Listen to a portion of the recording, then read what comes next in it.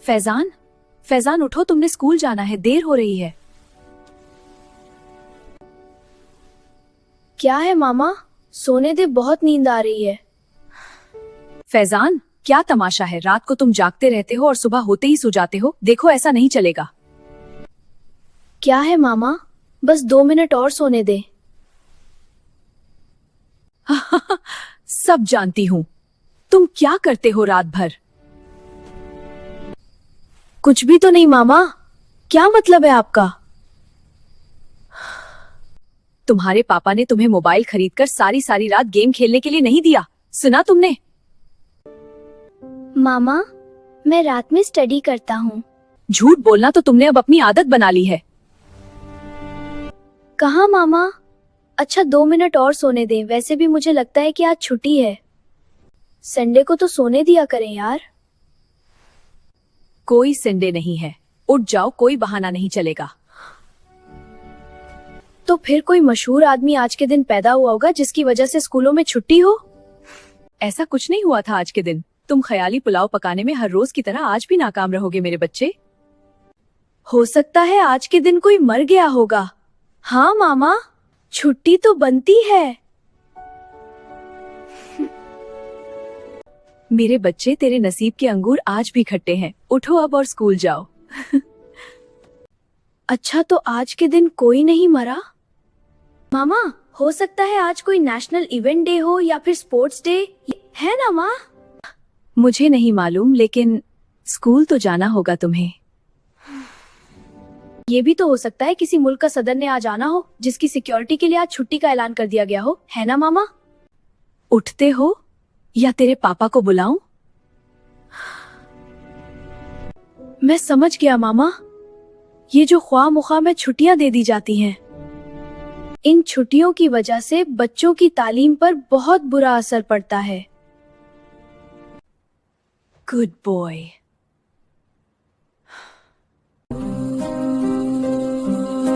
आजकल तुम्हारा घर के कामकाज और बच्चों पर बिल्कुल तवज्जो नहीं है। हर वक्त मोबाइल इस्तेमाल करने में मसरूफ रहती हो। ऐसा बदजायका सालन बना रही हो, ना नमक है उसमें और ना ही मिर्च। आप मुसलसल रोटी को सालन की बजाय पानी में डबोकर खा रहे हैं जनाब। हाँ हाँ ठीक है, लेकिन ये बात तुम्हें मुझे बतानी चाहिए थी। तुम्हारी वजह से मैं आधी रोटी पानी में डबोकर खा गया। मेरी वजह से? मेरी वजह से नहीं, मोबाइल की वजह से, जो खाते वक्त भी आपके हाथ में है। मेरी तवज्जो हमेशा घर और बच्चों पर होती है। आपको बातें सोच समझ कर करनी चाहिए। और मेरा? तुम मेरा ख्याल नहीं करती। दफ्तर से फोन करता हूँ तो 15 बेल के बाद मोबाइल उठाती हो। मैं जानबूझकर ऐसा करती हूँ। जल्दी फोन उठाने का नतीजा भी मैं खूब जानती हूँ। आगे से ताना सुनने को मिलता है कि हर वक्त मोबाइल के साथ चिपकी रहा करो, क्या ऐसा नहीं? बेगम, मुझे यकीन नहीं आ रहा है कि तुम मुझे इतना सीरियसली लेती हो। क्या मैं इतना खुशकिस्मत हूँ? क्यों नहीं, आपको सीरियसली लेना मेरे लिए एक चैलेंज है। वो तमाम लोग सुन लें जिन्हें मेरे बारे में गलत फहमियां थी। सुन लो, चाय हम बाहर जाकर पियेंगे। सच में? फिर मैं जल्दी से कपड़े चेंज कर लेती हूँ। टेरेस में बैठकर चाय पीने के लिए कपड़े चेंज करने की क्या जरूरत है? अच्छा, फिर मैं चाय बनाती हूँ।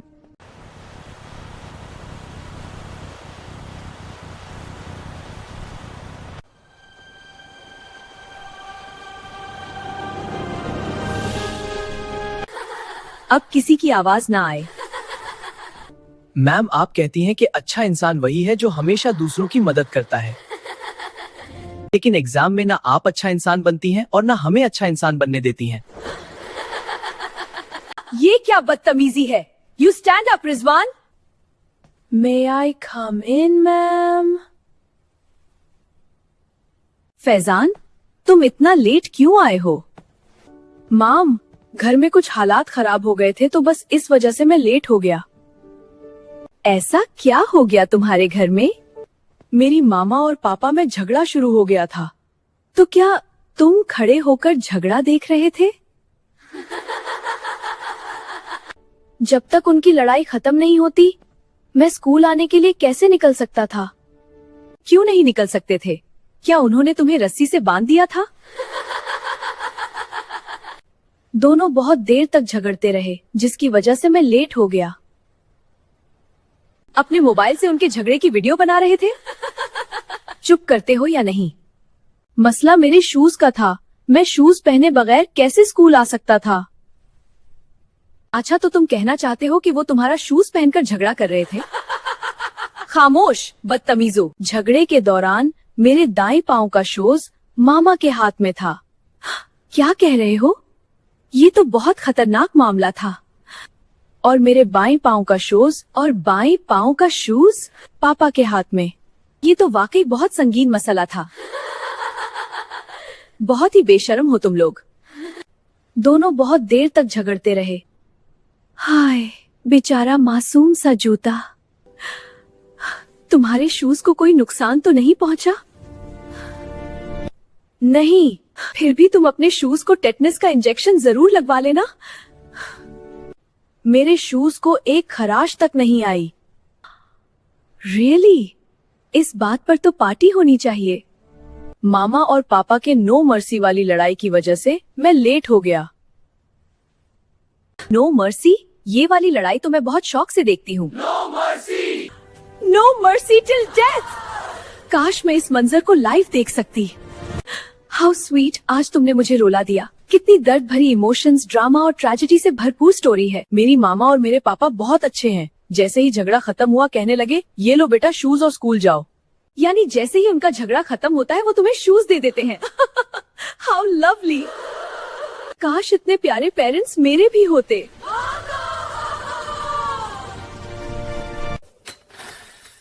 क्या हो गया है तुम्हें फैजान? मैंने खुद तुम्हारी तैयारी करवाई थी। जवाब दो, फिर तुम्हारे मार्क्स इतने बुरे क्यों आए? जवाब दो। ओहो, खाना तो खाने दो इसको। तुम बकवास बंद करो। तुमने इसे लाद में खराब किया है। साथ वाले फजल भाई की बेटी भी तुम्हारे क्लास में है। देखा क्या शानदार मार्क्स लाई है। जी पापा, मैं उसे रोज देखता हूँ और उसी को देखते रहने से तो मैं फेल हुआ हूँ। क्या कहा तुमने? आज से तुम्हारा खेलना बंद और तुम्हारा मोबाइल भी बंद। पापा, फेल में हुआ हूँ तो सजा मोबाइल को क्यों? ये तुम्हारी सजा है, नालायक। वो आप अभी कह रहे थे कि तुम्हारा मोबाइल बंद। हाँ, सही सुना तुमने। तुम पढ़ने की बजाय मोबाइल पर गेम खेलते रहते हो। क्या मैं नहीं जानता? मैं फेल हुआ हूँ तो सजा मुझे दें।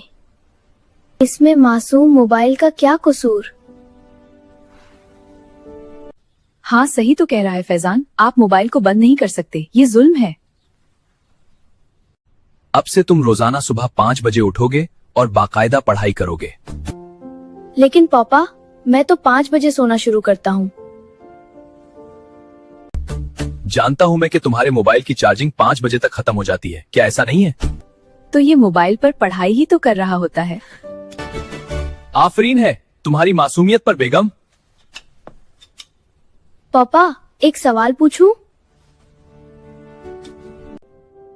अगर मैं सुबह सुबह 5 बजे ना उठ सका तो? कोई बड़ी बात नहीं होगी, सिर्फ इतना होगा कि तुम फिर कई दिन सो नहीं पाओगे। मैं समझा नहीं पापा। अगर तुम्हें हल्की सी भी नींद आई तो तुम भयानक ख्वाब देखोगे। ख्वाब में मैं तुम्हें डंडे से पीट रहा हूँगा।